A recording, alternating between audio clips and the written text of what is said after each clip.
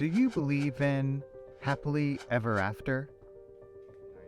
I am excited, overwhelmed, but full of joy to see not where this path takes us, but which path we choose to go together as husbands. I love you.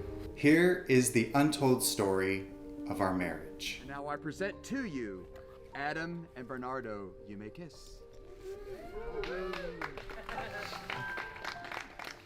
There was this fantasy in my mind that once I walked down the aisle and kissed my newly announced husband, Bernardo, that this happily ever after would magically start. Well, it didn't really go like that.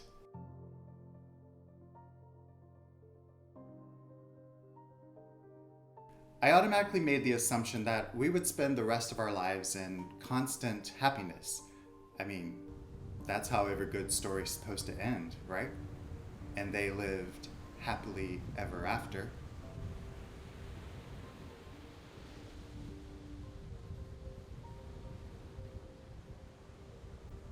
The happily ever after never came. In fact, quite the opposite happened, and our expectations of enduring happiness were crushed in the following months. At 4 a.m. when I wake up, I smoke. Taking a bath, I smoke. Before going on, I smoke. Every time I smoke. So I'm high all day. And now it's starting to affect our marriage. This is a difficult subject to talk about, and it exposes some deep flaws of mine. But trust me, there is a positive side to all this.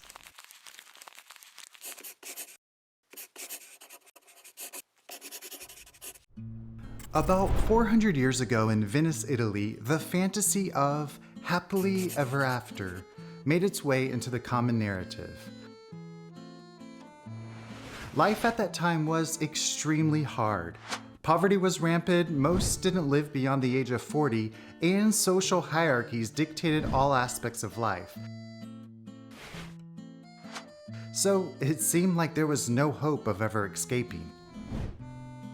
During that time, there was a law forbidding a noble person marrying a commoner.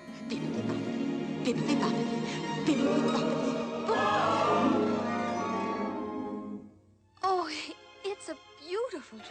That is why you normally see in movies a commoner marrying a noble person, which would bring them into great wealth.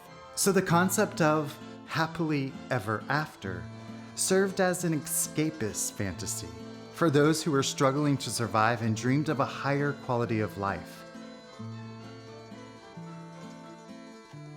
This idea perpetuated through time, and many of us still seem to seek our salvation and our happiness in romantic relationships.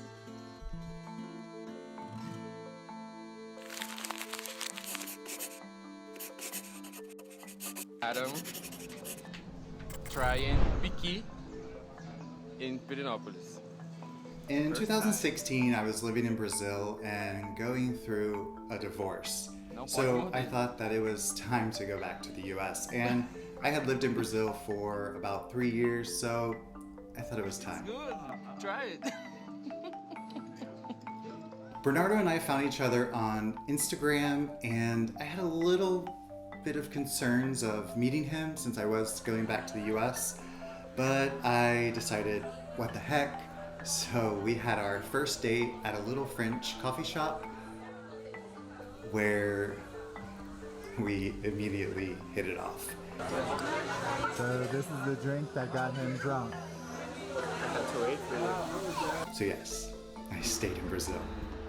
Brazil's gonna win a sport. No, they're not that bad. We started spending pretty much every weekend together. I normally would go over to his place since it had a pool, and we started traveling to places with waterfalls and just a lot of nature. Yeah, which I think was a point of connection between the both of us. Huh? That's a video of the sunset. Yeah, but the sunset is right there. It's not here. Ah, your underwear.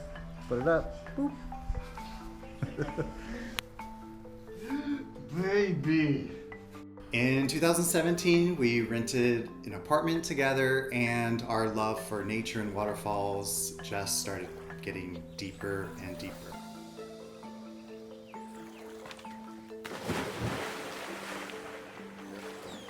That's it.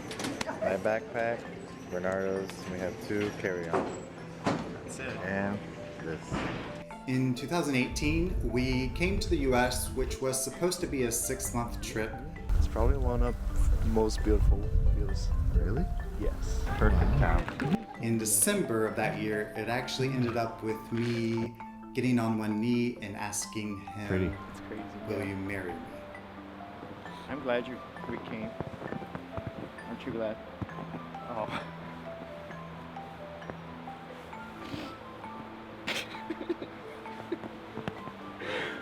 Baby.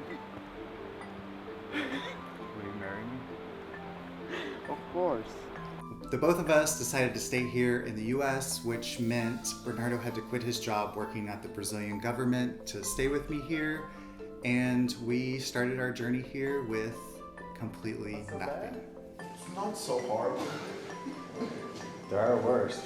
At least we have a little cushion. In 2019, we legally got married, and then in December 2019, we had our small wedding ceremony with family and friends.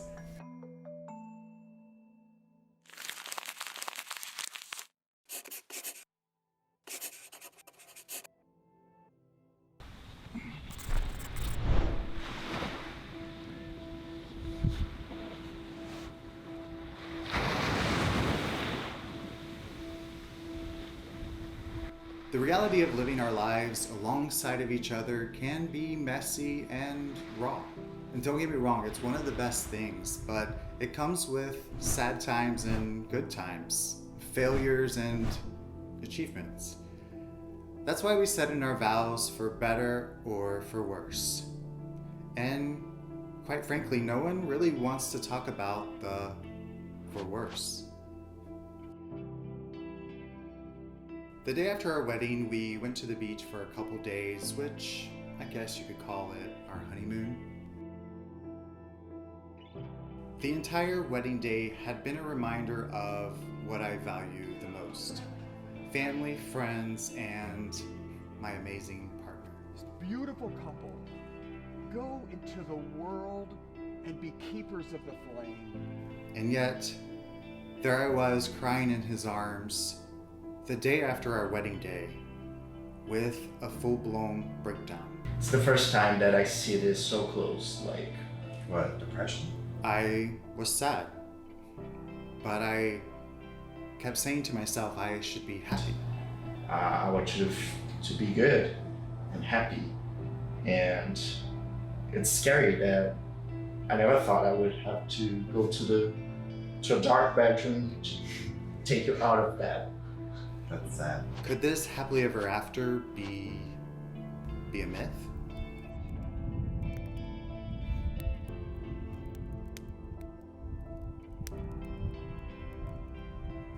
The expectations around this saying certainly did play some tricks in my mind, and at moments made me feel like I was a real failure.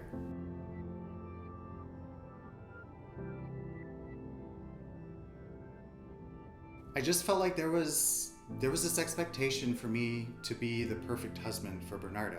And I know there's no such thing as perfect, but I wanted to be the ideal husband for him. There was so much more than just striving for perfection. So let me explain. When Bernardo said in his vows, I promise to firmly stay by your side during the dark times and to help you find your way back to light, it kind of surprised me. I didn't understand why he said the word darkness. Was he seeing something inside me that I couldn't see in myself? Well, 10 times out of 10, he's normally right. So yes, on this occasion, he was right.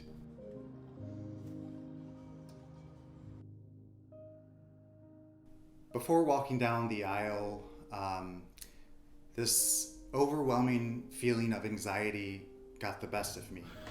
It's time. I'm scared. I'm stressed. So I had to close myself in the closet and just numb out and escape reality. Because we only have 35 minutes. It did allow me to calm down and to be what I felt to be more in the present moment. Still working on your vows? Yeah, they make me cry every time I read them. I'm trying to keep reading it so I don't cry up there. And so when I was walking down the aisle, it was still hard for me to breathe. People were telling me to breathe.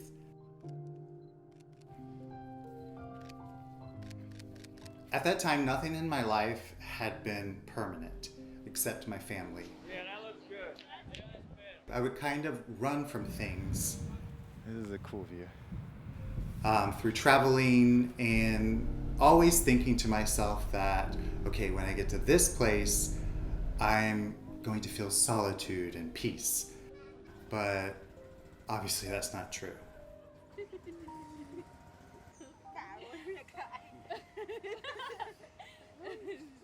A few weeks after our wedding, we had visions of traveling the world, learning about new cultures and just seeing new places.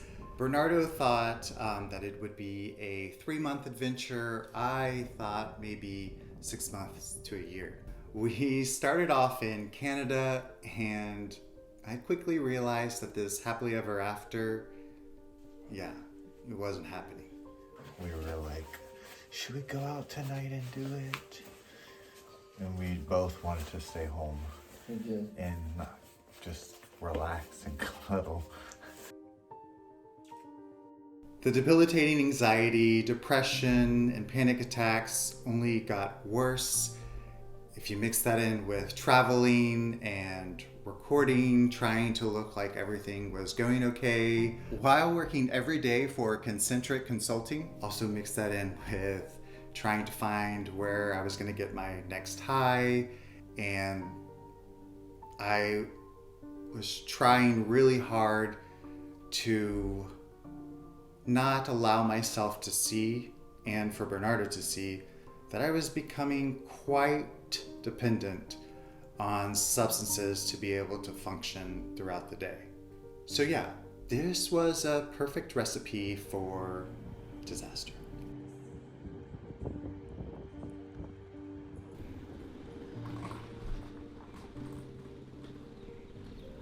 We made it to Mexico, where we thought, okay, maybe with the sun things are going to change, but this is when things came to a complete stop. This is where I experienced something very scary, where I had an intense panic attack in a restaurant, something that had never happened before, where I collapsed on the floor, and this scared Bernardo and myself. So we immediately stopped traveling. We booked a flight back to Portland. It's snowing in Portland. It's snowing a lot. We're in the middle of March. When we came back to the US, this is when I found a psychiatric nurse practitioner, Dr. Solomon. What I thought was only going to be maybe a month's worth of therapy sessions, it didn't go quite like that.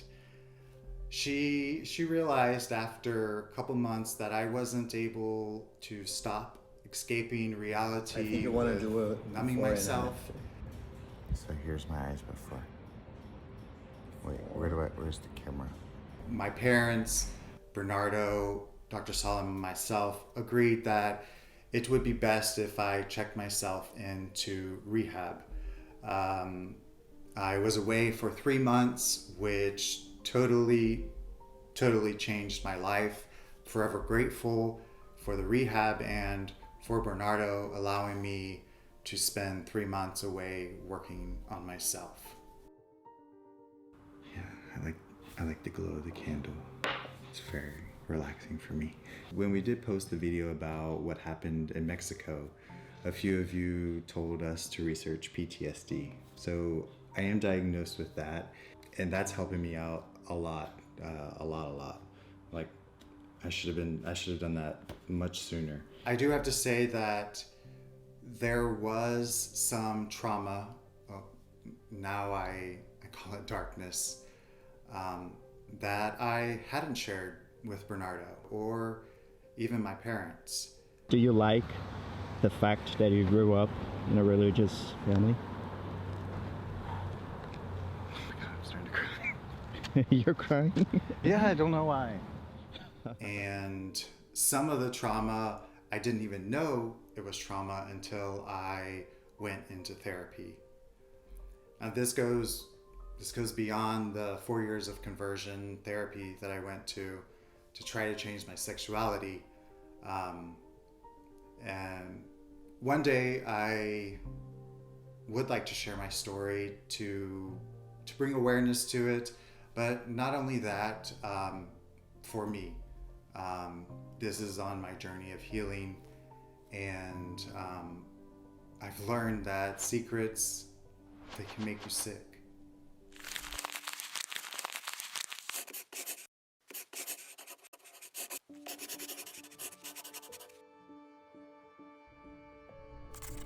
I've learned in couples therapy that relationships or marriages, she did like this, which is kind of like an ebb and flow of like how the waves of the ocean, how one partner is going to need a little bit more care than the other, and then vice versa. Because yeah, I have felt pretty guilty going through all of this right after our wedding. I'd say in these past 5 years, I've learned that escaping to a foreign land isn't going to answer all my problems, because they are going to follow me. This would happen a lot in Brazil, that I would overstretch my time with work and projects, so I didn't have any time to really think about what was going on. It was just work, work, work. Investing too much of my time and energy into what I thought was supposedly the ideal look isn't going to bring me unconditional self-love. I thought it would, but no. Tight, short, it's not that. No. The thing is, does it fit you good? Do you think it fits me good? I think so.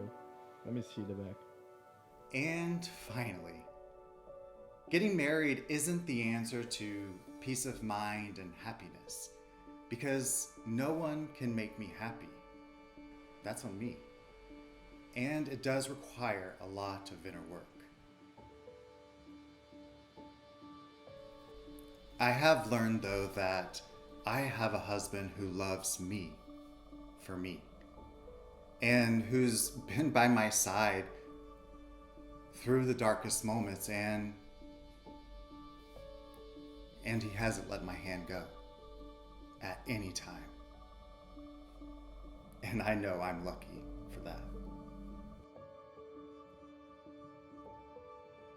Love isn't built on happiness alone, because I believe that happiness isn't as constant as we'd like it to be. True love is built through those dark and rough moments.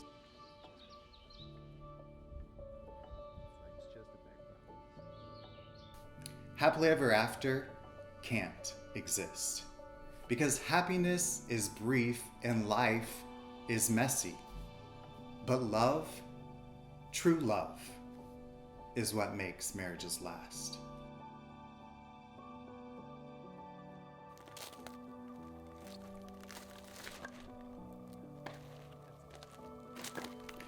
We aren't going to end this video like the fairy tales, and they lived happily ever after, but with, and they lived happily, angry, sad, upset, overjoyed, ever after.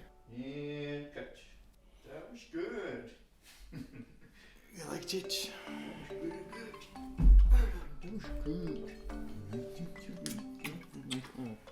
So, sure, what's your opinion? My opinion? Does happily ever after exist? After is bullshit. What? It's bullshit. It's total BS. Well, 10 times out of 10, he's right. So You could there have you just go. said that it's bullshit and it's done. We gotta explain why it's. I had to explain the whole thing. But you did a good job. See, I'm lucky. I'm lucky too. And Coach, that's a wrap. That's a wrap.